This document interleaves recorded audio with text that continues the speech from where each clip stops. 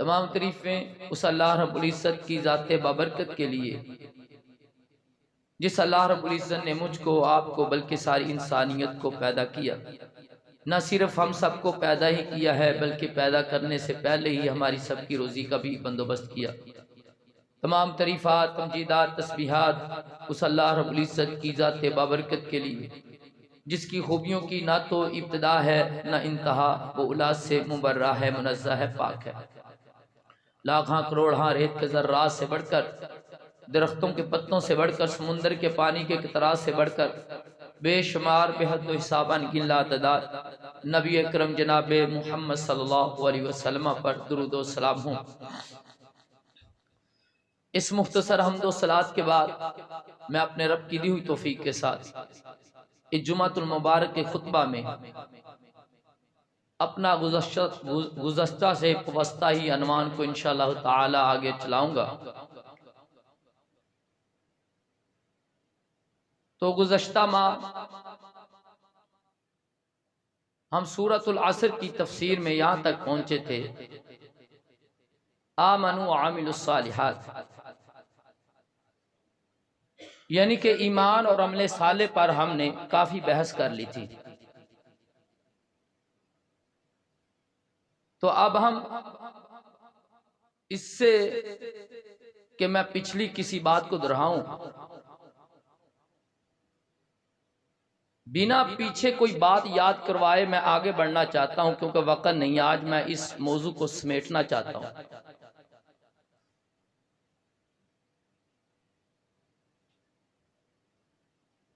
عمل صالح ہونے کے لیے دو چیزوں کا ہونا ضروری ہے، ایک اخلاص اور دوسرا رسول اللہ صلی اللہ علیہ وسلم کی سنت کے مطابق۔ اگر آپ کا عمل اللہ کو راضی کرنے کے لیے ہے، اس میں اخلاص ہے، لیکن وہ عمل سنت کے مطابق نہ ہوا تو تب بھی وہ عمل صالح نہیں ہے۔ اور اگر آپ نے ایسا عمل کیا جو سنت کے مطابق ہے لیکن اس میں اخلاص نہیں ہے تو تب بھی وہ عمل صالح نہیں ہے۔ عمل صالح کے لیے ضروری ہے کہ عمل میں اخلاص بھی ہو اور وہ عمل سنت کے مطابق بھی ہو۔ تو بھائیے، میں آپ کو جو اخلاص کو خراب کرتی ہیں وہ تین چیزیں ہیں، ان کے بارے میں بتا دوں تاکہ ہمارا جو اخلاص ہے وہ کبھی بھی خراب نہ ہونے پائے۔ سب سے پہلی چیز جو اخلاص کو خراب کرتی ہے وہ ریا ہے۔ دوسری چیز جو اخلاص کو خراب کرتی ہے وہ سمعہ ہے۔ تیسری چیز جو اخلاص کو خراب کرتی ہے وہ مصلحت الدنیہ ہے۔ یعنی کہ پہلی چیز جو اخلاص کو خراب کرتی ہے، میں نے کیا، ریا۔ ریا کیا ہے؟ دکھلاوا۔ کوئی بندہ نماز پڑھتا ہے، اگر کوئی آدمی بیٹھا ہے تو لمبا قیام ہے، لمبا سجدہ ہے، لمبا رکوع ہے۔ اگر کہیں کیلا پڑتا ہے تو وہی نماز سکنٹوں اور منٹوں میں ختم ہو جاتی ہے۔ اگر کوئی بیٹھا ہے تو یہ گڑ گڑا کے رو رو کے لمبی دعا کر رہا ہے، دکھلاوا، ریا۔ اس سے بھی عمل میں اخلاص باقی نہیں رہتا۔ سما کس کو کہتی ہیں؟ سما کہتے شہرت پسندی۔ لوگ کہیں واہ کیا عالم ہے یار، بہت اس کے پاس علم ہے، کیا قاری ہے، بہترین آواز ہے، قرآن پڑھتا ہے، مورتی پرو دیتا ہے۔ یار اس کے پاس مال ہے، سخاوت کرتا ہے، بانٹتا ہے۔ لوگ میری سخاوت کی قصے اور داستانیں جا کر کے حاتم طائی سے ملا دیں۔ اور اگر کوئی نیکی کر رہا ہے تو اس میں مطلوب شہرت ہے، یہ سمعہ ہے، یہ بھی اخلاص کو برباد کر دیتی ہے۔ تیسری چیز ہے مصلحت الدنیا۔ کوئی دنیا کے فائدے کے لیے، منفعت کے لیے جو نیک کام کر رہا ہے، اس کے پیچھے اللہ کی رضا نہیں ہے، اللہ کی خوشنودگی نہیں ہے، بلکہ اس نیک کام کے پیچھے یہ ہے کہ مجھے دنیا حاصل ہو جائے۔ یہ تہجد کی نماز پڑھ رہا ہے، اس کے پیچھے یہ ہے کہ میرا دھندا اچھا چل جائے۔ یہ 1,00,000 دفعہ اس کو کسی نے ذکر بتایا ہے، کس لیے؟ کہ تجھے نوکری مل جائے گی، یہ اس لیے کرا اللہ کو راضی کرنے کے لیے۔ اور میں تو سن سن کے تھک گیا ہوں، ہمارے بہت سے علماء اکرام لوگوں کو آج دنیا کے لالچ میں وظائف بتاتے ہیں۔ اگر آپ دنیا کے لالچ میں وظائف کریں گے، رب کعبہ کی قسم ہے وہ کام ہو نہ ہو ایک تو یقین اٹھ جائے گا۔ اسی طرح ایک بندے نے کہا، مولانا صاحب میں نے تو نماز پڑھنی بھی چھوڑ دی۔ میں نے کہا ہوا کیا؟ کہتا ہے کسی نے کہا تھا 1,25,000 مرتبہ یہ پڑھ تجھے نوکری مل جائے گی۔ میں نے 1,25,000 مرتبہ پڑھا، نوکری نہیں ملی، میں نے نماز بھی چھوڑ دی۔ تو لہذا اگر اس نے نئی دکان بنائی ہے، افتتاح کر رہا ہے، 2 دیگیں اتار کے بانٹو، اس کے پیچھے اللہ کی رضا نہیں ہے، بلکہ اچھی چلے گی۔ تو لہذا یہ نیک اعمال جو کر رہا ہے، اس کے پیچھے منفعت دنیا ہے، اس کو کہتے ہیں مصلحات دنیا۔ تو آؤ اب ذرا ایک ایک حدیث لے لیتے ہیں، کہیں یہ نہ سمجھنا کہ یہ اپنے پاس سے کہہ رہا ہے، اور میری عادت ہے میں ہر بات پر اللہ کی توفیق سے حدیث دیتا ہوں۔ مسند احمد ہے، جلد نمبر 10 ہے، حدیث نمبر 24,030 ہے۔ حدیث کے راوی حضرت محمود بن لبید رضی اللہ تعالی عنہ۔ حدیث یوں ہے، ان محمود بن لبید رضی اللہ تعالی عنہ ان رسول اللہ صلی اللہ علیہ وسلم قال ان اخفف ما اخاف علیکم الشرک الاصغر قالوا وما الشرک الاصغر یا رسول اللہ صلی اللہ علیہ وسلم قال الرياء يقول الله عز وجل لهم يوم القيامة إذ جزي الناس بأعمالهم اذهبوا إلى الذين كنتم تراؤون في الدنيا فانظروا هل تجدون عندهم جزاء۔ حضرت محمود بن لبید رضی اللہ تعالیٰ عنہ فرماتے ہیں رسول اللہ صلی اللہ علیہ وسلم نے فرمایا، مجھے بڑے شرک سے چھوٹے شرک کا تم میں زیادہ خدشہ ہے اور زیادہ ڈر ہے۔ صحابہ نے کہا اللہ کے رسول چھوٹا شرک کیا ہے؟ آپ نے فرمایا الریا، دکھلاوا۔ عمل کر رہے ہو یہ لمبے لمبے سجدے اور رکوع اس وجہ سے کہ لوگ کہیں بڑا ہی کیا نمازی ہے، نماز دیکھنی ہے تو فلاں بندے کی دیکھ لو۔ دعا کرتا ہے 4 بندے بیٹھے ہیں، کیا رونا ہے، دیکھنا ہے تو فلاں بندے کو دعا مانگتا ہوا دیکھ لو۔ ریا، دکھلاوا، یہ چھوٹا شرک ہے۔ اور رسول اللہ صلی اللہ علیہ وسلم نے فرمایا، اللہ فرماتا ہے کل قیامت کا دن ہوگا، اللہ ان سے کہے گا جنہوں نے دکھلاوے کے لیے اعمال کیے ہوں گے، اللہ کی رضا کے لیے نہیں، لوگوں کو دکھانے کے لیے، اور یہ اس وقت اللہ ان کو فرمائے گا جب اللہ لوگوں کو ان کے اعمال کے مطابق جزا دے رہا ہوگا۔ تو اللہ فرمائیں گے جاؤ ذرا آپ ان لوگوں کے پاس جاؤ جن کو تم دنیا میں دکھا دکھا کر کے عبادات کرتے تھے، اب ان کے پاس جاؤ، کیا تمہارے لیے ان کے پاس کوئی جزا ہے، کوئی اجر ہے، کوئی ثواب ہے، کوئی نیکی ہے؟ جاؤ ان سے لے لو۔ نقطہ یہ ملا کہ اگر کوئی انسان نیک عمل کرتا ہے لیکن اس نیک عمل کے پیچھے، صالح عمل کے پیچھے اللہ کی رضا نہیں، اس میں اخلاص نہیں، تو اللہ کی قسم صرف اس کو تھکن پہنچے گی، اس کے سوا کچھ نہیں ملنے والا۔ تھکن، تھکاوٹ، روزہ رکھا صبح سے لے کر کے مغرب تک، اگر اس کے پیچھے دکھلاوا تھا تو صرف بھوک کے سوا کچھ نہیں ملنے والا۔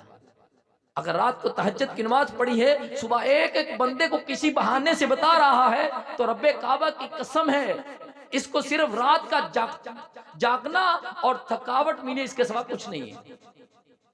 اللہ کہیں گے تو نے میرے لیے تو عمل کیا نہیں، اب جن کو دکھانے کے لیے کیا تھا جاؤ ان سے نیکی لے لو۔ اور کل قیامت کا دن ایسا دن ہوگا بھائیو، جب باپ بیٹے سے بھاگ رہا ہوگا، ماں اپنی اولاد سے بھاگ رہی ہوگی، بھائی بھائی سے بھاگ رہا ہوگا، دوست دوست سے بھاگ رہا ہوگا، کوئی کسی کو ایک نیکی دینے کے لیے تیار نہ ہوگا، تو اللہ فرمائیں گے جاؤ جا کر کے ان سے نیکی لے لو جن کو دنیا میں دکھا دکھا کر کے تم عبادات کرتے تھے، اور صرف تمہاری سوچ اللہ کی خوشنودی نہیں تھی بلکہ اس کے پیچھے کیا تھا؟ ریا، دکھلاوا۔ تو پتہ چلا اخلاص کو برباد کرنے والی ایک چیز ریا ہے۔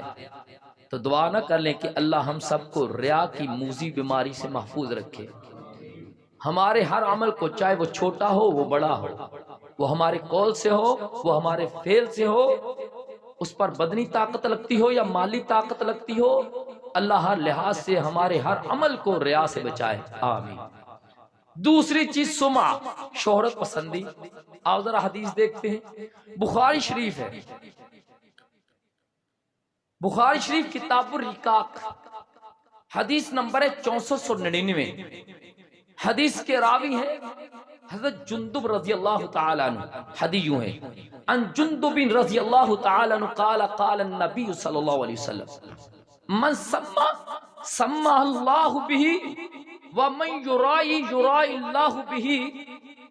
اللہ رب العزت اس شخص کو جس نے کوئی بھی نیک عمل کیا صرف شہرت کے لیے،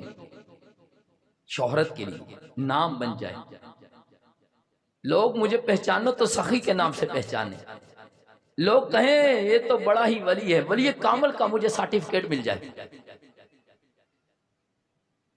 فرمایا یہ سما، یہ شہرت پسندی، یہ لوگوں کے ہاں نام پیدا کرنا، اللہ کہے گا اس کی نیت کا، اس کو دنیا میں اس کو نام دے دیا، لوگوں نے علامہ بھی کہہ دیا، لوگوں نے فہامہ بھی کہہ دیا، لوگوں نے محدث بھی کہہ دیا، لوگوں نے فقیہ بھی کہہ دیا، لوگوں نے بڑا سخی بھی کہہ دیا، لوگوں نے بڑا بانٹنے والا بھی کہہ دیا، لوگوں میں اس نام کے اس کے چرچے کروا دیے۔ اب اللہ کہتا ہے صرف اس کو ملے گا تو اس کی شہرت ملے گی، اس کے ساتھ کچھ نہیں۔ دوسری چیز بندے کے اخلاص کو برباد کرنے والی شہرت پسندی، سمع۔ تیسری چیز کیا ہے؟ مصلحت الدنیا، کوئی دنیا کا فائدہ، منفعت، عمل تو کر رہا ہے پیچھے سوچ ہے دنیا مل جائے۔ آج تو ہماری نمازیں، ہماری عبادات ہے دنیا کے لیے۔ کبھی کبھی سوچتا ہوں اتنے گر گئے ہیں جس کا حساب ہی کوئی نہیں۔ اللہ سے ہم نے کیا لینا ہے؟ اللہ سے ہم نے کیا لینا ہے جبکہ ہمارے اعمال ہی دنیا کے لیے ہیں۔ آؤ ذرا حدیث پڑھتے ہیں، بخاری شریف ہے کتاب الوحی، حدیث نمبر 54 حدیث کے راوی حضرت عمر بن خطاب رضی اللہ تعالی عنہ، بہت مشہور حدیث ہے۔ ان عمر رضی اللہ تعالی عنہ ان رسول اللہ صلی اللہ علیہ وسلم قال الاعمال بالنیات وَلِكُلِّ امْرِئٍ مَّا نَوَىٰ فَمَنْ كَانَتْ هِجْرَتُهُ إِلَى اللَّهِ وَرَسُولِهِ فَهِجْرَتُهُ إِلَى اللَّهِ وَرَسُولِهِ وَمَنْ كَانَتْ هِجْرَتُهُ لِلدُّنْيَا يُصِيبُهَا أَوْ امْرَأَةٍ يَتَزَوَّجُهَا فَهِجْرَتُهُ إِلَىٰ مَا هَاجَرَ إِلَيْهِ۔ حضرت عمر رضی اللہ تعالیٰ عنہ فرماتے ہیں رسول اللہ صلی اللہ علیہ وسلم نے فرمایا کہ اعمال کا دار و مدار نیتوں کے اوپر ہے، اعمال کا دار و مدار نیتوں کے اوپر ہے، اور فرمایا ہر بندے کو وہی ملنے والا ہے جو اس نے اس کی نیت کی ہے۔ اللہ، اگر کسی نے اس وجہ سے ہجرت کی، یا آگے تمثیل دی جا رہی ہے، مثال سے سمجھایا جا رہا ہے، اگر کسی نے ہجرت کی اللہ اور اس کے رسول کو راضی کرنے کے لیے تو بس اس کی ہجرت اللہ اس کے رسول کے لیے ہے، اور جس نے ہجرت کی کسی عورت کے لیے یا دنیا کے کسی نفع کے لیے تو فرمایا اس کی ہجرت بس اسی کے لیے ہے، اس نے عورت کے لیے ہجرت کی ہے تو عورت سے اس کا نکاح ہو گیا ہے، یا دنیا کی کسی اور نفع کے لیے کی ہے تو وہ نفع مل گیا ہے، اس کو آخرت میں کوئی حصہ ملنے والا نہیں۔ تو معلوم ہوا کہ اخلاص کو برباد کرنے والی تین چیزیں یاد کر لیں، ریا، سما، مسلط الدنیا، اللہ ہم ان تینوں بیماریوں سے بچائے، آمین۔ اب دوسری چیز عمل صالح کے لیے، پہلی کیا تھی؟ اخلاص۔ اخلاص کو تین چیزیں برباد کرتی تھی، وہ میں نے بتا دی۔ اب دوسری چیز کیا ہے عمل صالح کے لیے؟ وہ ہے مطابقت رسول۔ رسول اللہ صلی اللہ علیہ وسلم کے مطابق آپ کا ہر عمل ہونا چاہیے، سنت کے مطابق ہر عمل ہونا چاہیے۔ اگر آپ کا عمل رسول اللہ صلی اللہ علیہ وسلم کی سنت کے مطابق نہیں ہے تو تب وہ عمل صالح نہیں ہے۔ تو اس کی بھی دو شرائط ہیں۔ پہلی کیا ہے؟ العلم بالمعمور به والمنہی عنہ۔ رسول اللہ صلی اللہ علیہ وسلم نے جن کاموں کا حکم دیا ہے کرنے کا، ان کا علم آپ کے پاس ہونا چاہیے۔ پہلی شرط سنت کے مطابق عمل کرنے کے لیے پہلی شرط کیا ضروری ہے؟ پہلی شرط ہے کہ آپ کو جو رسول اللہ صلی اللہ علیہ وسلم نے کام کرنے کا حکم دیا ہے، جو فعل کرنے کا حکم دیا ہے، اس کا علم آپ کے پاس ہونا چاہیے۔ دوسرا، جس سے نبی علیہ الصلوۃ والسلام نے جس کام سے روکا ہے، اس کے رکنے کا بھی علم آپ کے پاس ہونا چاہیے۔ اب یہ تو پہلی شرط ہے۔ رسول اللہ صلی اللہ علیہ وسلم کے سنت کے مطابق عمل کے لیے پہلی شرط کہ آپ کے پاس اس کا علم ہونا چاہیے، جس سے روکا گیا اس کا بھی علم، جس کے کرنے کا حکم دیا اس کا بھی علم۔ دوسری چیز اللہ فرماتے سورہ نحل ہے، قرآن کی 16 نمبر کی سورت، اس کی آیت نمبر 125 میں اللہ فرماتے ادعو الی سبیل ربک بالحکمت والموعظۃ الحسنۃ وجادلھم باللتی ہی احسن۔ اس میں نا دعوت و تبلیغ کے 3 درجے بیان کیے گئے ہیں، 3 درجے، الگ الگ سٹیپ ہے۔ اگر میں وضاحت کروں تو بہت لمبا موضوع چلا جائے گا۔ بات کہنے کی ہے کہ مطابقت رسول کے لیے دوسری چیز جو ضروری ہے وہ یہ ہے کہ آپ نے دعوت دینی ہے، دین کی تبلیغ کرنی ہے۔ اگر آپ نے اسلام کی تو وہ آپ نے احسن طریقے سے تبلیغ کرنی ہے۔ آپ کی تبلیغ کا انداز بڑا پیارا ہونا چاہیے۔ آپ نے جو علم ہے آپ کے پاس، آپ نے سنت کا، قرآن کا، دین کا، اسلام کا، اگر لوگوں تک نیک اعمال کا آپ نے علم پہنچانا ہے تو اس دعوت کو پہنچانے کے لیے آپ کے پاس جو لہجہ ہے وہ بہت احسن انداز کا۔ یہ 2 چیزیں۔ اللہ، یہ تو تھا عمل صالح کے اوپر تبصرہ۔ اب تیسری چیز کیا ہے خسارے سے نکلنے کے لیے؟ پتہ ہے جناب، خسارے تو نکلنے تیسری چیز حق، وتواصوا بالحق۔ اللہ اکبر، یعنی کہ خود بھی حق پر چلے اور دوسروں کو بھی حق پر چلنے کی وصیت کرے۔ وتواصوا، وصیت کیا ہے؟ وصیت کا معنی کیا ہے؟ اب یہ دیکھ لیتے ہیں وصیت کس کو کہتے ہیں۔ بھائی آپ جو کسی کو حکم دے رہے ہیں وہ حکم انتہائی درجے کی اس میں تاکید پائی جائے، اس کو وصیت کہتے ہیں۔ اور اب یہ وصیت ایسی ہونی چاہیے کہ ایک دوسرے کو آپ دین حق پر چلنے کی وصیت کریں، وہ آپ کو کرے اور آپ اس کو وصیت کریں دین حق پہ چلنے۔ آپ میں سے ہر ایک کی ڈیوٹی ہے، یہ صرف مولویوں کا کام نہیں ہے۔ خسارے سے بچنا چاہتے ہیں ہم سب کو چاہیے کہ جہاں جہاں تک ہمارا دائرہ کار ہے، جس طریقے کے جو جائز وسائل ہیں ان کو بروئے کار لا کر کے دین حق کی دعوت دینا ہم ہر ایک پر لازم اور فرض اور واجب ہے، تبھی ہم خسارے سے نکلیں گے۔ یہ تیسری شرط ہے۔ اب بھائیو سیدھی بات ہے، نماز جنازہ کسی کے بیٹے کو آتی ہے، اب اگر وہ اپنے باپ کا جنازہ پڑھائے، جس دکھی دل سے اور جس آہ سے اس کے دل سے دعائیں نکلیں گی وہ مولوی دے دل چوں نہیں نکلیں گی۔ آپ میں خود میں اتنی ہر ایک میں بیلٹی ہونی چاہیے، جنازہ پڑھا سکتے ہو، جماعت کرا سکتے ہو، قرآن دے تھوڑے موٹے معنی ترجمہ تھانوں آندہ ہوئے، مجل چ بیٹھے جے، بس چ بیٹھے جے، کتے شادی یا کوئی انج دا موقع ہے جتے دیکھا 4 لوگ میری بات سن سکتے جے تا حق دی گل سناؤ، لازمی نہیں ہوندے لیکن جلسہ بہت بڑا ہے۔ وتواصوا بالحق، تواصوا کہتی اس کو بھائی کہ ہر کوئی ہم میں سے ایک دوسرے کو حق کی وصیت کرے، اور وہ وصیت جس میں حکم انتہائی درجے کو پہنچا ہو، تاکید ہو اس میں، بس یہ کرنا ہے، لازمی کرنا ہے۔ یہ تو تھا وصیت کا معنی. اب حق کا معنی دیکھتے ہیں. پہلے قرآن سے دیکھیں گے پھر حدیث سے دیکھیں گے حق کس کو کہتے ہیں. سورۃ محمد ہے، قرآن کی 47 نمبر کی سورت ہے، اس کی آیت نمبر 2 ہے. فرمایا والذین آمنوا وعملوا الصالحات وآمنوا بما نزل علی محمد وهو الحق من ربهم. اللہ اکبر. فرمایا وہ لوگ جو ایمان لے کر کے آئے، صالح عمل کیے، وہ ایمان لائے کس پر؟ جو محمد صلی اللہ علیہ وسلم پر حق نازل کیا گیا ہے. تو رسول اللہ صلی اللہ علیہ وسلم پر حق نازل کیا گیا ہے. وہ حق کیا ہے؟ سارے کا سارا اسلام، سارے کا سارا دین اور جتنے بھی نیک اعمال ہیں، یہ سارے کے سارے حق کے دائرے میں آتے ہیں. رسول اللہ صلی اللہ علیہ وسلم پر 2 چیزیں نازل کی گئی ہیں اور اللہ نے بھی اسی کی بات کی ہے. فرمایا یا ایھا رسول بلغ ما انزل الیک من ربک. اے رسول جو آپ پر نازل کیا گیا ہے آپ کے رب کی طرف سے، اس کی تبلیغ کیجئے. وہ کیا ہے؟ ایک وہی جلی ہے، ایک وہی خفی ہے، ایک قرآن ایک حدیث ہے. قرآن کس کو کہتے ہیں؟ جس کے الفاظ بھی اور معنی بھی، جس کے الفاظ بھی اور معنی بھی دونوں اللہ کی طرف سے نازل ہوں، اس کو قرآن کہتے ہیں. وہی جلی کہتے ہیں.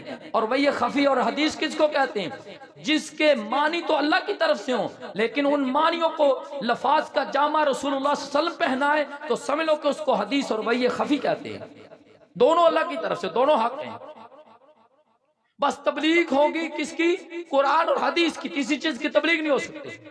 آج ایک تبلیغ کی جماعت ہے، باقاعدہ تبلیغ کرتی ہے اور بندے کی لکھی ہوئی کتاب لے کر کے بیٹھتی ہے اور کئی نمازوں کے بعد اسی کتاب کو پڑھا جاتا ہے،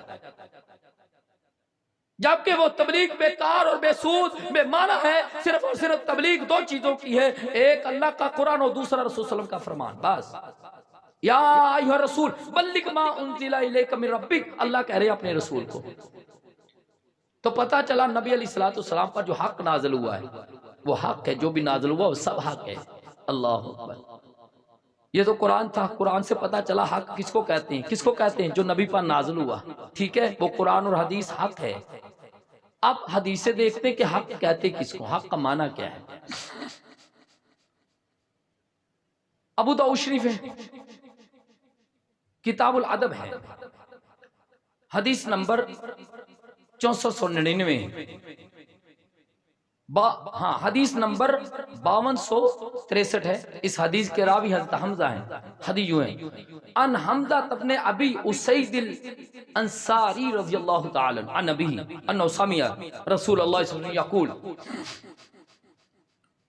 وهو خارج من المسجد فاختلط الرجال من النساء في الطريق فقال رسول الله صلى الله عليه وسلم للنساء استأخرن ليس لكن ان تحققن الطريق بحافة الطريق.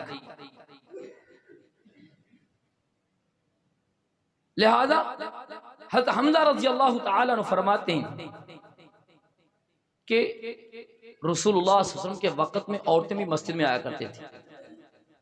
یہ صبح کا وقت تھا، فجر کی نماز پڑھنے خصوصی. تو جب عورتیں بھی مسجد سے نکلی، مرد بھی مسجد سے نکلے، تو راستے میں عورتیں بھی بیچ بازار کے چل رہی ہیں اور مرد بھی، دونوں میں اختلاط ہو گیا، غلط ملط ہو گئے.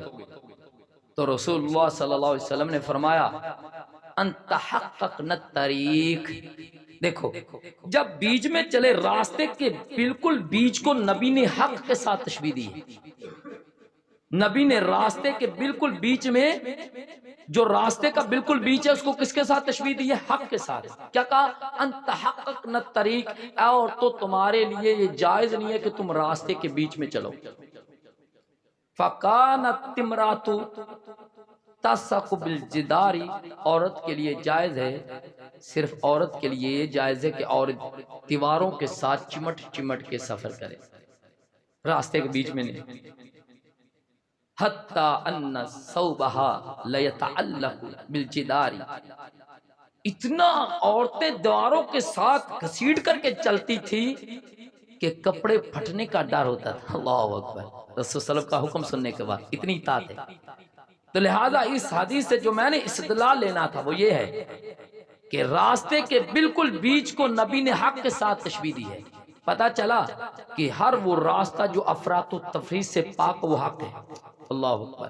صراط مستقیم اس کو کہہ سکتے ہیں آپ، اسلام اس کو کہہ سکتے ہیں آپ، اس کو دین کہہ سکتے ہیں. جو افراط و تفریط سے پاک ہو وہ بالکل حق ہے. اسلام بھی حق ہے، دین بھی حق ہے، صراط مستقیم بھی حق ہے. تو معلوم، اب میں قرآن کو سامنے رکھ کر کے قرآن سے بھی معنی بتا دیا حق کا، حدیث سے بھی بتا دیا، تو اب قرآن و حدیث کو سامنے رکھ کر کے جو حق کا خلاصہ نکلتا ہے وہ آپ کے سامنے رکھ دیتا ہوں. ہر وہ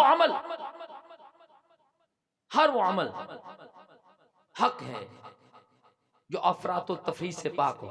ہر وہ عمل حق ہے، ہر وہ کام حق ہے جو افراط و تفریط سے پاک ہو. اور بظاہر آپ سب جانتے ہیں افراط و تفریط سے صرف وہ عمل پاک ہو سکتا ہے جس عمل پہ رسول اللہ صلی اللہ علیہ وسلم کی مہر ہوگی. اللہ، جو نبی کے قول سے، نبی کے فعل سے، نبی کی تقریر سے ثابت ہوگا. بس صرف وہی عمل افراط و تفریط سے پاک ہوگا اور صرف وہی عمل حق ہوگا. اللہ، یہ تو تھا حق کے اوپر تبصرہ.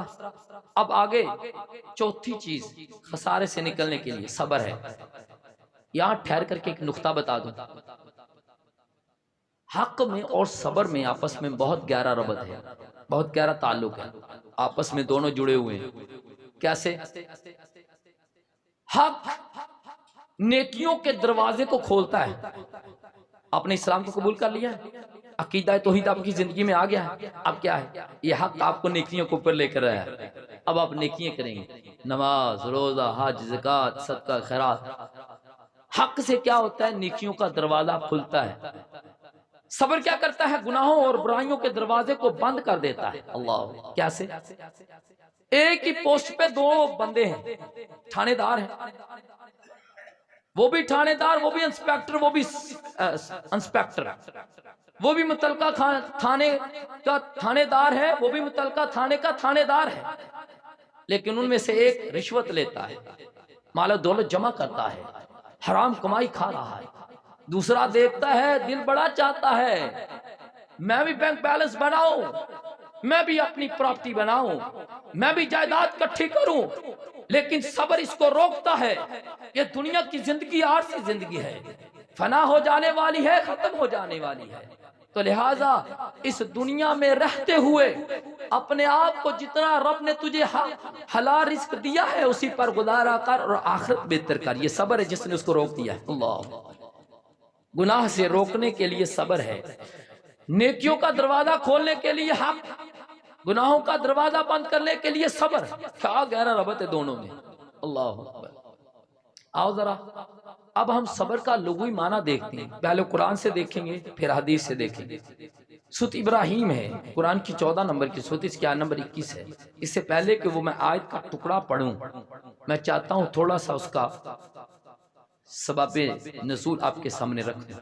جب کل قیامت کو جہنمی لوگ جہنم میں ہوں گے اور جنتی جنت میں ہوں گے، جہنمی پتہ کیا کہیں گے آپس میں؟ یار، جو جنتیوں کو جنت ملی ہے شاید اس وجہ سے ملی ہے کہ وہ بہت روتے تھے. اللہ، کیا کرتے تھے؟ بہت روتے تھے. آؤ ذرا ہم بھی روئیں. رو رو کر کے تھک جائیں گے، آنکھوں سے آنسو ختم ہو جائیں گے، خون آ جائے گا، لیکن رب کعبہ کی قسم اللہ کو ذرا برابر بھی ان پہ ترس نہیں آئے گا. پھر جب دیکھیں گے نا کہ رزلٹ ہی کوئی نہیں ملیا، نتیجہ ہی کوئی نہیں نکلیا، پھر جہنم چی سڑن ڈے اگ جی بلن ڈے ہون کی کہندے یار لگدا جڑیاں جنتی لوگاں نو جنت ملی ہے نا صبر دی وجہ تو ملی. آؤ اپاں صبر کریے. اللہ، ہن صبر کر کے بیٹھے، لیکن ہن صبر بھی بیکار. آؤ ذرا قرآن دی آیت پڑھی، سورۃ ابراہیم قرآن کی 14 نمبر کی سورت، اس کی آیت نمبر 21. سواء علینا جزعنا ام صبرنا ما لنا من محیص. کیا کہہ رہے ہیں؟ سواء علینا، ہم پر برابر ہے. اجزینا، ہم جزا فضا کریں، روئے گڑ گڑائیں ماتم کریں، یا پھر ہم صبر کریں، ہم پر برابر ہے. مالنا من محیص، کوئی ہمیں چیز جہنم سے چھٹکارا نہیں دے سکتی، نہ رونا ہی نہ صبر کرنا ہی. لہذا دیکھو قرآن نے صبر کو سمجھانے کے لیے اس کا اپوزٹ کیا لے کر کے آیا؟ قرآن جزا. جزا کا کیا مطلب ہے؟ جزا فضا، رونا، گڑ گڑانا۔ صبر کا اپوزٹ کیا ہے؟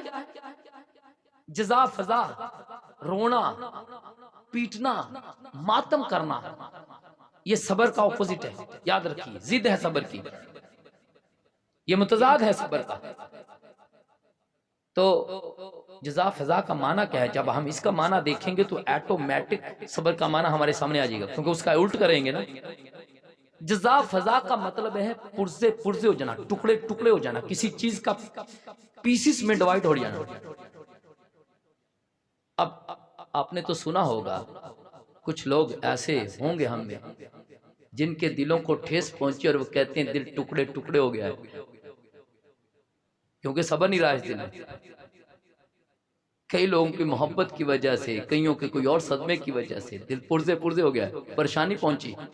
پریشانی پہنچنے کی وجہ سے کیا ہوا؟ اس کا دل اب بے چین اور بے قرار ہے، دل کے ٹکڑے ہو گئے ہیں، اس دل میں چین اور صبر اور قرار نہیں ہے۔ کیوں نہیں؟ کیونکہ صبر نہیں۔ صبر پتا چلا جب جزا کا معنی، جزا فضا کا معنی پرزے پرزے اور ٹکڑے ٹکڑے ہے، تو صبر کا پھر معنی یہ ہوا کہ مجتمع، اکٹھے، رکنا۔ جس بندے کا دل صبر میں رہے یا جس بندے کے دل میں صبر رہے، اس کا دل مجتمع رہتا ہے، اکٹھا رہتا ہے، روکے رکھتا ہے، اس کے دل کو سکون اور چین ہوتا ہے۔ بس کوئی پریشانی ملی، غم ملا، غم پہ جزا فضا نہیں کرتا ہے، روتا اور گڑ گڑاتا نہیں ہے۔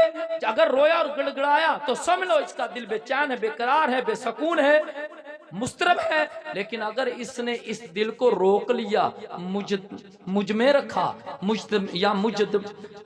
رکھا یا مجتمع رکھا، تو سمجھ لو کٹھا رکھا، تو سمجھ لو کہ اس کا دل سکون میں، چین میں، قرار میں ہے۔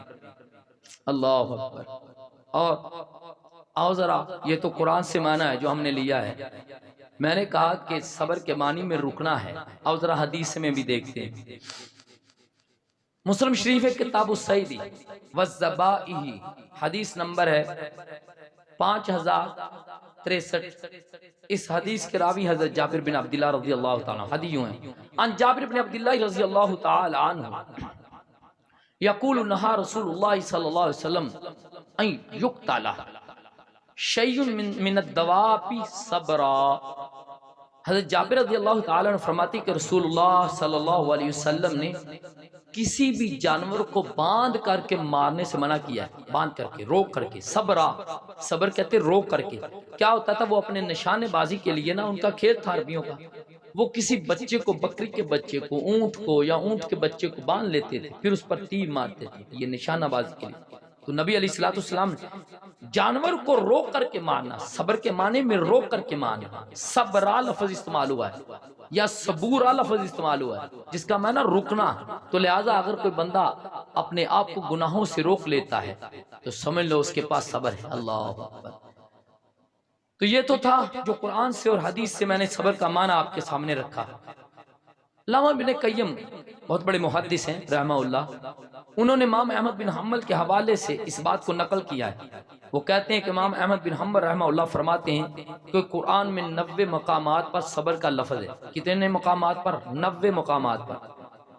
تو لہٰذا ایک بات ذہن نشین کر لیں، قرآن میں جس چیز کا تذکرہ کثرت سے کیا جائے گویا وہ چیز بہت ہی اہم ہے، گویا وہ چیز بہت ہی اہم۔ تو پتہ چلا صبر بہت اہم چیز ہے، خاص طور پر انسانی زندگی کے لیے، انسانی سماج کے لیے، انسانی معاشرے کے لیے صبر بہت اہم چیز ہے۔ جب معاشروں میں صبر نہیں نہ رہتا، جب قوموں میں صبر نہیں رہتا، یقین کرو جج کہتا ہے ایک کیس میرے پاس یہ آیا کہ قربانی کے گوشت کے اوپر لڑائی ہوئی، آپس میں خاندان والوں نے ایک دوسرے کے سر پھوڑ دیے۔ کس پہ؟ صرف قربانی کے گوشت کے تقسیم کے اوپر۔ یہ کیوں ہوا؟ عدم برداشت کی وجہ سے، ٹالرنس ہی نہیں تھا بھائی، صبر ہی نہیں تھا اس کے اندر۔ تو لہذا صبر انسانی زندگی میں، انسانی سماج میں، انسانی معاشرے میں صبر کا کردار بہت اہم ہے۔ صبر کے لیے ہمیں ہر طرح کا ہیلا، ہر طرح کی کوشش صبر کے لیے کرنی چاہیے۔ جو بہانہ ہو، جو بھی سوچ اور فکر ہو کہ اس سے مجھے صبر آ جائے، وہ ہمیں اختیار کرنی چاہیے۔ اللہ اکبر۔ تو اگر آپ نے صبر کی اہمیت جاننی ہے تو اس حدیث کو سامنے رکھ لیں، مسلم شریف کتاب الطہارت ہے، حدیث نمبر 534 ہے۔ حدیث کے راوی حضرت ابی مالک رضی اللہ تعالی، بہت پیاری حدیث پڑھنے جا رہا ہوں۔ ان ابی مالک الاشری رضی اللہ تعالی عنہ قال قال رسول اللہ صلی اللہ علیہ وسلم الطہور شطر الایمان والحمدللہ تملأ المیزان وسبحان اللہ والحمدللہ تملعان تملعو ما بین السماوات والارض والصلاة نور والصدقات برہان والصبر ضیاء والصبر ضیاء والقرآن حجت لک و علیک۔ اللہ اکبر۔ کل الناس یغدو فبایع نفسہ فمؤتکها او مؤبکها۔ حضرت ابو مالک رضی اللہ تعالی عنہ فرماتے ہیں کہ رسول اللہ صلی اللہ علیہ وسلم نے فرمایا کہ صفائی نفس ایمان ہے، آدھا ایمان ہے۔ لہذا ایک بات کہہ دیتا ہوں، اس کو ذہن نشین کر لے، اتوں دی بھی صفائی ضروری ہے، اندے نالوں زیادہ ہے کہ اندر دی صفائی زیادہ کیتی جائے۔ او پلا کیوں؟ شیشے دے اگے کھڑے ہو کے گھنٹہ اپنے آپ نو سنوار دیں، کدی اپنی روح نو سنوارے نہیں۔ او بھائی روح جسم تو مٹی چی رہا ہے نا، روح تے جانی ہے۔ یہ تو بعد چو معاملہ ہونا ہے کہ جدوں روح جسم دے اندر کیویں لٹائی جانی ہے وہ برسا۔ تو لہذا اس اندر دی صفائی نہ کالی، حسد بغض کینہ نفرت، اے بیماریاں اے پلیدگی انہوں دور کریے۔ الطہور شطر الایمان، جہاں جسم کی پاکیزگی ضروری ہے وہاں روح کی بھی پاکیزگی ضروری ہے۔ دوسری چیز نبی علیہ السلام نے فرمایا کہ جو الحمدللہ کہتا ہے، اس کے الحمدللہ کہنے سے کیا ہوتا ہے؟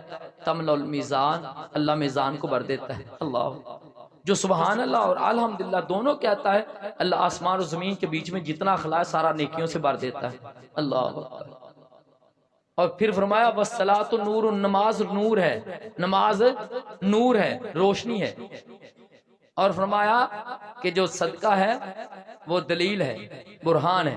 آگے فرمایا جو صبر ہے وہ ضیاء ہے۔ اللہ اکبر۔ صلاۃ کے لیے لفظ نور استعمال کیا، صبر کے لیے لفظ کیا استعمال کیا؟ ضیاء۔ اللہ اکبر۔ حالانکہ دونوں کے معنی روشنی، لیکن بتاؤں گا فرق کیا ہے تاکہ آپ کو پتہ چل جائے کہ نور میں اور ضیاء میں فرق کیا ہے۔ اللہ اکبر۔ آگے کیا کہا؟ چلو اس سے پہلے کہ میں سارا ترجمہ کروں، یہاں ٹھہر کر کے ضیاء اور نور کا فرق بتا دوں۔ سورۃ یونس ہے، قرآن کی 10 نمبر کی سورۃ، جس کے آیت نمبر 5 ہے۔ اللہ کیا فرماتی ہے؟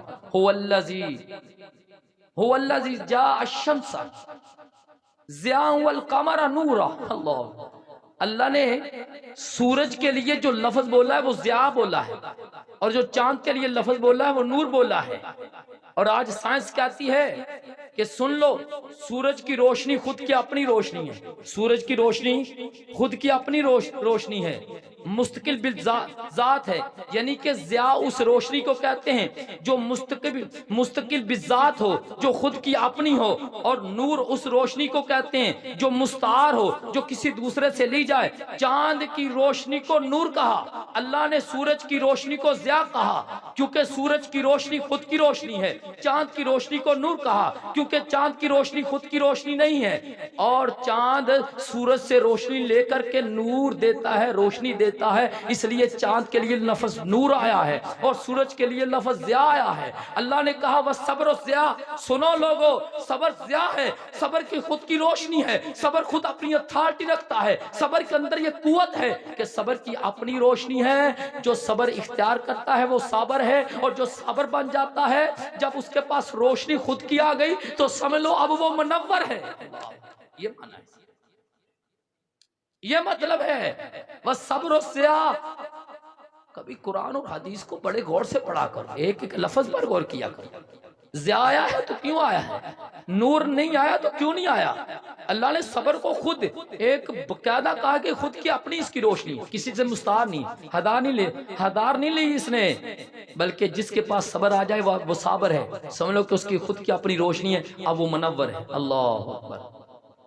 اب آگے بڑھتے ہیں، آگے کیا فرمایا؟ فرمایا ہر نفس یہ جو قرآن ہے یہ حجت ہے، بندے کے خلاف بھی ہو سکتا، بندے کے حق میں بھی کھڑا ہو سکتا۔ کل قیامت بازار ہے، جس بندے نے جڑے قسمہ چکن لی رکھ دیتا، مجھاں دے گل چ تویز پون لی رکھ دیتا، یا بندیاں دے گلاں چ تویز قرآن دے بنا بنا پائی جاؤ تے قرآن کے اندے خلاف کھڑا نہ ہوئے گا بھی اللہ نے تو مینوں پڑھیا ہی نہیں، تو تے بھیجا سی لینذر من کان حیا۔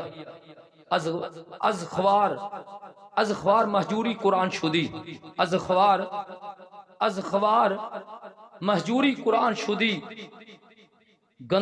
گردش دوراں شدی، سنجے گردش دوراں شدی۔ کہتا ہے تو اپنی ذلت کا، اپنی پسپائی کا، اپنی رسوائی کا رونا زمانے کی گردش کو قرار دیتا ہے؟ نہیں، بلکہ تیری پسپائی اور ذلت کا رونا یہ ہے کہ تو نے قرآن کو چھوڑ دیا ہے، تبھی تو ذلیل ہے۔ دنیا میں بے ذلیل، آخرت میں یہ قرآن تیرے حق میں نہیں بلکہ تیرے خلاف کھڑا ہوگا اگر ہم نے اس قرآن سے محبت نہ کی، اس قرآن کے ایک ایک معنی کو نہ سمجھا۔ ایک بات بتا دوں، یہ سچا واقعہ ہے۔ پہلے کی بات ہے، ایک بڑھیا مسجد کے باہر بیٹھی مانگ رہی تھی، ایک بندہ نکلا اسی کے محلے کا تھا، پڑوسی تھا اس کا۔ اس نے بڑھیا کو دیکھا، کہا بڑھیا تیرا بیٹا باہر کے ملک میں ہے اور تو یہاں مانگ رہی ہے، کیا وہ پیسے نہیں بھیجتا؟ کہتی بیٹا اس نے پہلی دفعہ بھیجے تھے، پہلی دفعہ بھیجے تھے، اب وہ بھیجتا ہی نہیں ہے، اب صرف ایک کاغذ سا بھیجتا ہے، میں نے وہ سارے دوار کے ساتھ چپسا کیے ہوئے ہیں۔ اس نے کہا اماں جا وہ مجھے آپ دکھائیں گے کیا ہے؟ اللہ، وہ جب گھر آیا تو سارے کے سارے چیک تھے۔ اماں نے قرآن، اگر آپ، کیونکہ وہ جانتی نہیں تھی، انہیں علم ہی نہیں تھا، اگر آپ قرآن کو صرف پڑھیں گے نا، عربی پڑھ کے بس بند، جو قرآن کا مقصد ہے اللہ کی قسم وہ آپ کو حاصل نہیں ہوا۔ ثواب ہے، ثواب مقصد نہیں ہے قرآن دا۔ قرآن کا مقصد ہے انقلاب پیدا کرنا، قوموں کو کھڑا کرنا، اس دنیا کے اندر عروج پانا۔ دنیا اور یہ قوم جو ایک وقت تھا یہ سریہ پہ عروج کرنے والی، آخر کیا ہوا اس قوم کے ساتھ کہ اس کو تحت الثرى میں گرا دیا گیا؟ وجہ اور سبب اس میں سے ایک یہ ہے کہ ہم نے قرآن کو چھوڑ دیا ہے۔ قرآن ہمارے خلاف بھی کھڑا ہوگا کل قیامت اور ہمارے حق میں بھی ہوگا جب ہم نے ایک لفظ کو غور سے پڑھا ہوگا۔ اگر وہ مائی نے پڑھی ہوتی، علم ہوتا تو کبھی بھی باہر بیٹھ کر کے ذلیل نہ ہو رہی ہوتی۔ اگر ہم بھی قرآن کا ایک ایک معنی جانیں گے تو رب کعبہ کی قسم اس دنیا میں سرخ رو ہوں گے اور آخرت میں بھی ہوں گے۔ اور آگے فرمایا ہر بندہ اپنے آپ کو ہر روز بیچتا ہے، بیع میں رکھا ہوا ہے، یا تو وہ اپنے آپ کو آزاد کروا لے یا وہ گروی رکھے ہوئے، بس آزاد کیسے کروائے گا؟ اگر وہ دن بھر نیکیاں کرتا ہے تو سمجھ لو اس نے اپنے آپ کو جہنم سے آزاد کروا لیا ہے، اگر وہ دن بھر اللہ کی نافرمانی کرتا ہے تو اس نے جہنم سے اپنے آپ کو آزاد نہیں کروایا ہے۔ اللہ اکبر۔ تو آخر میں اب ایک بات کہہ کر کے بات کو ختم کر دیتا ہوں، تو ٹاپک تو لمبا تھا لیکن یہاں سورۃ اثر سمجھ لو کہ اب ختم ہے، سورۃ اثر کی تفسیر ہوگی۔ یہ جو صبر ہے نا، صبر بڑی کمال کی چیز ہے۔ اللہ نے نا قرآن میں ایمان کی جگہ اس کو استعمال کیا ہے، ایمان کی جگہ صبر کو استعمال کیا ہے۔ جہاں بھی لفظ آپ دیکھیں گے نا قرآن میں وَعَامِلُ الصَّالِحَاتِ، اس سے پہلے آمنو آیا ہوگا، آمن وعامل الصالحات، آمن وعامل الصالحات، آمن وعامل الصالحات، لیکن ایک جگہ اللہ نے آمنو کی بجائے صابر استعمال کیا ہے، پھر کہا وعامل الصالحات۔ پڑھیں اللہ اکبر۔ سورۃ ہود ہے، قرآن کی 11 نمبر کی سورت، اس کے آیت نمبر 11 میں قرآن کھول کے پڑھا کرو، والذین صبروا وعاملوا الصالحات، فرمایا الا الذین صبروا وعاملوا الصالحات اولئک لهم مغفرۃ واجر کبیر، مگر وہ لوگ جنہوں نے صبر کو اختیار کیا اور نیک صالح انہوں نے اعمال کیے، اللہ نے صبر کو ایمان کے درجے میں رکھ دیا، یعنی کہ صبر ایمان کے برابر ہے۔ کیوں رکھا ہے میں بتاؤں، اگر بھائی تواڈے کو صبر ہی نہ ہویا یا میرے کو صبر ہی نہ ہویا تے اپاں ایمان تے کیویں قائم رہاں گے؟ صبر تھا تو بلال حبشی آئے ہائے تپتے کولوں میں بھی آہد آہد کیا رہے ہیں۔ صبر ہے، دیکھو کیا ہوا، واقعہ سامنے رکھ لیجئے۔ صبر تھا تو ایمان باقی ہے، صبر ہے تو صبر کر بتاتا ہے کہ تو نے استقامت کیسے اختیار کرنی ہے، ایمان پر کیسے تو نے پیرا دینا ہے۔ صبر کی وجہ سے یہ ممکن ہو سکتا ہے۔ موسیٰ علیہ السلام اور جادوگروں کا مقابلہ ہو گیا. بات لمبی نہ ہو جائے، سورۃ اعراف ہے، قرآن کی 7 نمبر کی سورت، اس کی آیت نمبر 126 ہے. مقابلہ ہوا. اب ہوا کیا، جب جادوگروں نے دیکھا کہ ہم نے جو کچھ کیا ہے وہ صرف آنکھوں کا دھوکا ہے. جادو میں ایک نقطہ بتاؤں، جادو میں چیز اپنی اصلیت نہیں بدلتی، اپنی اصلیت نہیں بدلتی، صرف آنکھوں کا دھوکا ہوتا ہے. معجزے میں چیز اپنی اصلیت بدل دیتی ہے. ڈنڈا تھا، ڈنڈا حقیقت میں سام بن گیا، ڈنڈا باقی ڈنڈا نہیں ہے. جب جادوگروں نے دیکھا کہ ہماری رسیوں تو رسی تھی، صرف دھوکا ہے، حقیقت میں وہ رسی پڑی ہوئی، چکر آ رہے ہونا تھا، لگتا ہر چیز گھوم رہی ہے، لیکن نہیں، ہر چیز اپنی جگہ تے سٹیبل کھڑی ہے. تو آنکھوں پہ جادو ہو لگتا ہے. ایک بندہ ہمارے گاؤں میں پہلی تھے، میرے دادے نے بات بتائی، کہتا اس کے پاس، اس نے نا ایک بندہ تھا جا رہا تھا تے اس کے پاس اس کا بیفلو تھا، یعنی کہ آپ آفدی زبان چکٹا کہنے. اس نے کہا اس کو روکو، روک لیا. اب کیا کرتا تھا، اس نے جتنا مجمع تھا اس کی آنکھوں پہ جادو کیا ہوتا، پیچھے پچھلی ٹانگوں سے داخل ہوتا، آگے سے نکلتا، لوگوں کو یوں لگتا جیسے دوبر سے داخل ہوتا ہے، منہ سے نکلتا ہے.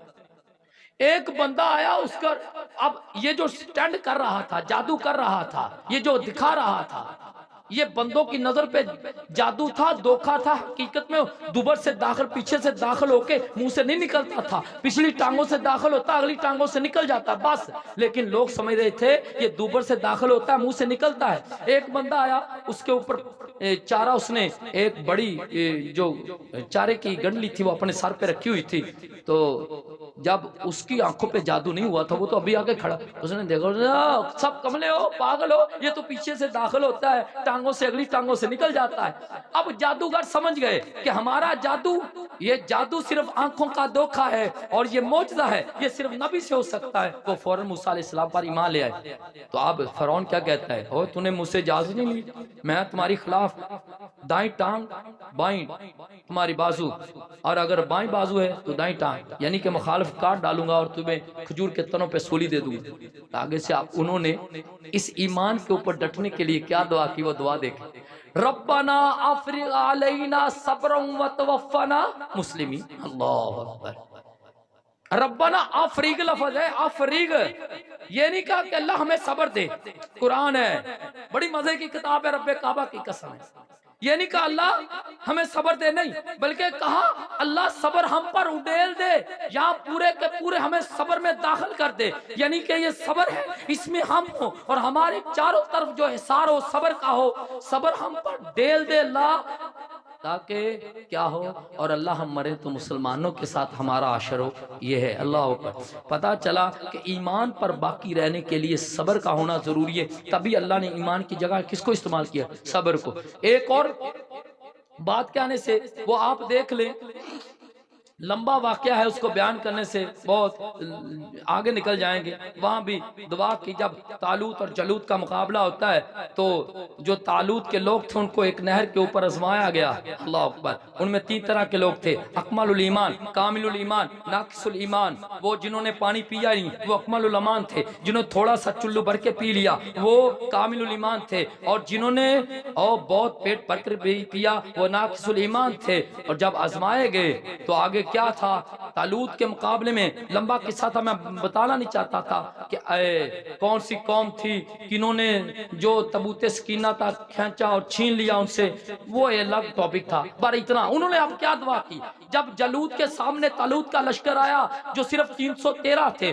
جو ہتھیار سے بھی کمزور، اور جالوت بڑا پہلوان تھا، انہوں نے دعا کیا کی، ربنا افرغ علینا صبرا وثبت اقدامنا وانصرنا علی القوم الکافرین. سمجھ آ رہی ہے؟ تو لہٰذا اللہ سے دعا ہے، یہ سورت کا میں نے پورا خلاصہ آپ کے سامنے رکھ دیا ہے. 4 چیزیں خسارے کے نکلنے کے لیے ضروری ہیں، ایک ایمان، دوسرا عمل صالح، تیسرا حق، اور چوتھا صبر. اللہ رب العزت سے دعا ہے اللہ رب العزت ان 4 صفات سے ہمیں متصف کرے. اللہ یہ 4 صفات ہم میں ڈال دے تاکہ ہم دنیا اور آخرت میں کامیاب ہوں. جو ٹائم زیادہ ہو گیا میں اس کی معذرت چاہتا ہوں، کیونکہ میں اس سورت اثر کو تفسیر کو ختم کرنا چاہتا تھا. تقریباً 6 7 میرا جمعہ تھا الحمدللہ. تو اللہ رب العزت سے دعا ہے اللہ ہم سب سے راضی ہو.